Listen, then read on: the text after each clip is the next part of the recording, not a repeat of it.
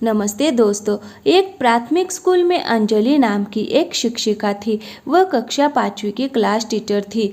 उसकी एक आदत थी कि वह कक्षा में आते ही हमेशा लव यू ऑल बोला करती थी, मगर वह जानती थी कि वह सच नहीं बोल रही।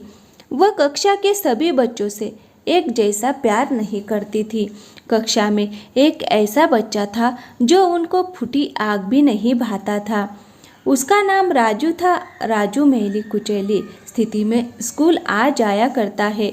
उसके बाल खराब होते, जूतों के बंद खुले, शर्ट के कॉलर पर मैल के निशान। पढ़ाई के दौरान भी उसका ध्यान कहीं और होता था। मैडम के डांटने पर वह चौंक कर उन्हें देखता, मगर उसकी खाली खाली नज़रों से साफ पता लगता रहता कि राजू शारीरिक रूप से कक्षा में उपस्थित होने के बावजूद भी मानसिक रूप से गायब है, यानी प्रेजेंट बॉडी एब्सेंट माइंड। धीरे धीरे मैडम को राजू से नफरत सी होने लगी। क्लास में घुसते ही राजू मैडम की आलोचना का निशाना बनने लगता। सब बुराई उदाहरण राजू के नाम पर किए जाते। बच्चे उस पर खिलखिलाकर हंसते और मैडम उसको अपमानित करके संतोष प्राप्त करती। राजू ने हालांकि किसी बात का कभी कोई जवाब नहीं दिया था। मैडम को वह एक बेजान पत्थर की तरह लगता, जिससे अंदर आत्मा नाम की कोई चीज़ ही नहीं थी। प्रत्येक डांट, व्यंग और सजा के जवाब में वह बस अपनी भावनाओं से खाली नज़रों से उन्हें देखा करता और सिर झुका लेता। मैडम को अब इससे गंभीर नफरत हो चुकी थी। पहला सेमेस्टर समाप्त हो गया और प्रोग्रेस रिपोर्ट बनाने का चरण आया तो मैडम ने राजू की प्रगति रिपोर्ट में ये सब बुरी बातें लिख मारी। प्रगति रिपोर्ट माता पिता को दिखाने से पहले हेड मास्टर के पास जाया करती थी। उन्होंने जब राजू की प्रोग्रेस रिपोर्ट देखी तो मैडम को बुला लिया। मैडम, प्रगति रिपोर्ट में कुछ तो राजू की प्रगति भी लिखनी चाहिए। आपने तो जो कुछ लिखा है इससे राजू के पिता इससे बिल्कुल निराश हो जाएंगे। मैडम ने कहा, मैं माफ़ी मांगती हूँ, लेकिन राजू एक बिल्कुल ही अशिष्ट और निकम्मा बच्चा है। मुझे नहीं लगता कि मैं उसकी प्रगति के बारे में कुछ लिख सकती हूँ। मैडम घृणित लहजे में बोलकर वहाँ से उठकर चली गई। स्कूल की छुट्टी हो गई। आज तो अगले दिन हेड मास्टर ने एक विचार किया और उन्होंने चपरासी के हाथ मैडम की डेस्क पर राजू की पिछले वर्षों की प्रगति रिपोर्ट रखवा दी। अगले दिन मैडम ने कक्षा में प्रवेश किया तो रिपोर्ट पर नज़र पड़ी। पलट कर देखा तो पता लगा कि ये राजू की रिपोर्ट है। मैडम ने सोचा कि पिछली कक्षाओं में भी राजू ने निश्चय ही यही गुल खिलाए होंगे। उन्होंने सोचा और कक्षा 3 की रिपोर्ट खोली। रिपोर्ट में टिप्पणी पढ़कर उनके आश्चर्य की कोई सीमा न रही जब उन्होंने देखा कि रिपोर्ट उसकी तारीफों से भरी पड़ी है। राजू जैसा बुद्धिमान बच्चा मैंने आज तक नहीं देखा। बेहद संवेदनशील बच्चा है और अपने मित्रों और शिक्षक से बेहद लगाव रखता है। ये लिखा था अंतिम सेमेस्टर में भी राजू ने प्रथम स्थान प्राप्त कर लिया है। मैडम ने अनिश्चित स्थिति में कक्षा 4 की रिपोर्ट खोली। राजू ने अपनी माँ की बीमारी का बेहद प्रभाव लिया। उसका ध्यान पढ़ाई से हट रहा है। राजू की माँ को अंतिम चरण का कैंसर हुआ है। घर पर उसका और कोई ध्यान रखने वाला नहीं है, जिसका गहरा प्रभाव उसकी पढ़ाई पर पड़ा है। लिखा था नीचे हेड मास्टर ने लिखा कि राजू की माँ मर चुकी है और इसके साथ ही राजू के जीवन की चमक और रौनक भी। उसे बचाना होगा इससे पहले कि बहुत देर हो जाए। ये पढ़कर मैडम के दिमाग पर भयानक बोझ हावी हो गया। कांपते हाथों से उन्होंने प्रगति रिपोर्ट बंद की। मैडम की आंखों से आंसू एक के एक बाद एक गिरने लगे।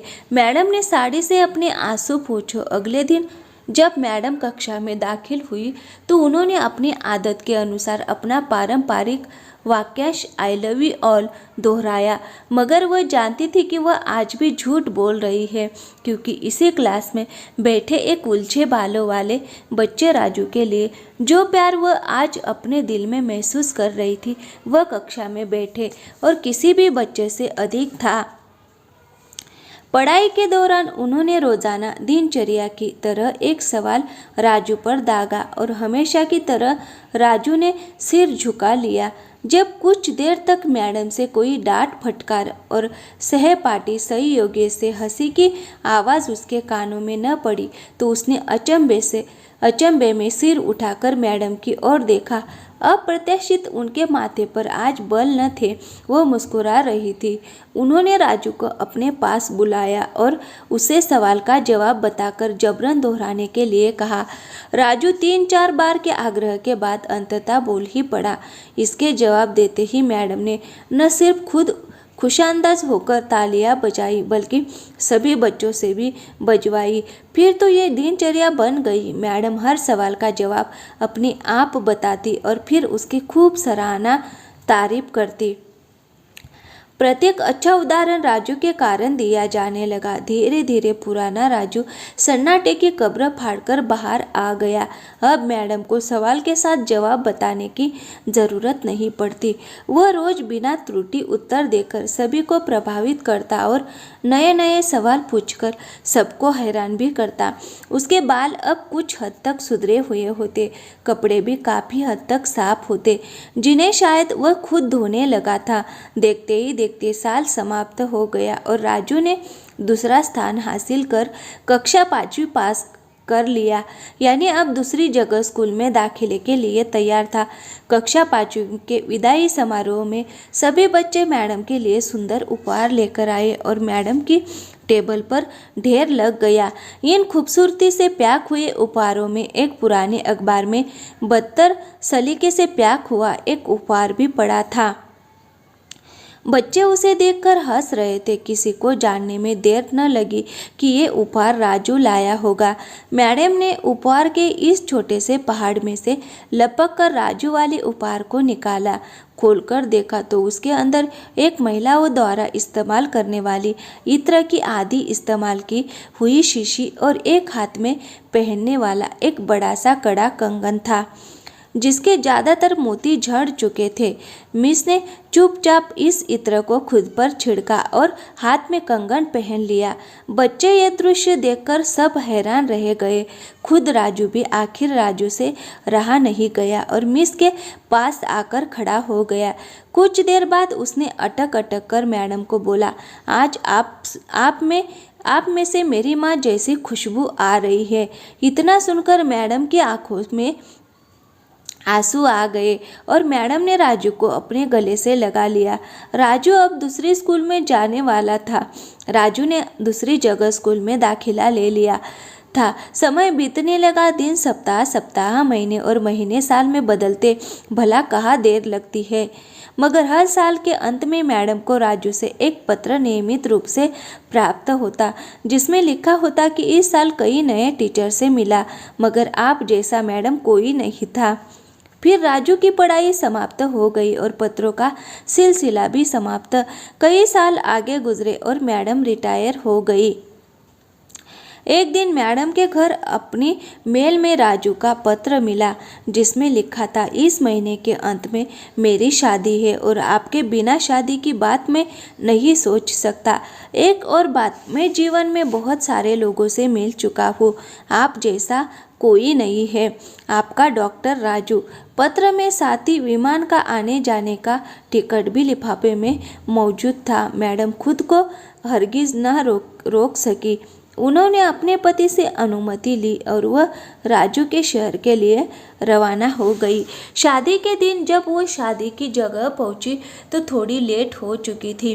उन्हें लगा समारोह समाप्त हो चुका होगा, मगर ये देखकर उनके आश्चर्य की सीमा न रही कि शहर के बड़े डॉक्टर, बिजनेसमैन और यहाँ तक कि वहाँ पर शादी कराने वाले पंडित जी भी थक गए थे कि आखिर कौन आना बाकी है।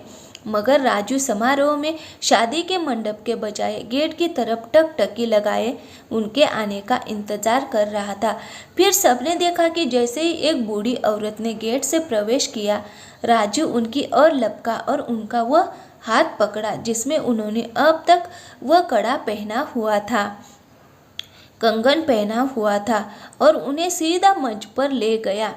राजू ने माइक हाथ में पकड़कर कुछ यूं बोला, दोस्तों, आप सभी हमेशा मुझसे मेरी माँ के बारे में पूछा करते थे और मैं आप सबसे वादा किया करता था कि जल्द ही आप सबको उनसे मिलाऊंगा। ध्यान से देखो, ये मेरी प्यारी सी माँ दुनिया की सबसे अच्छी है।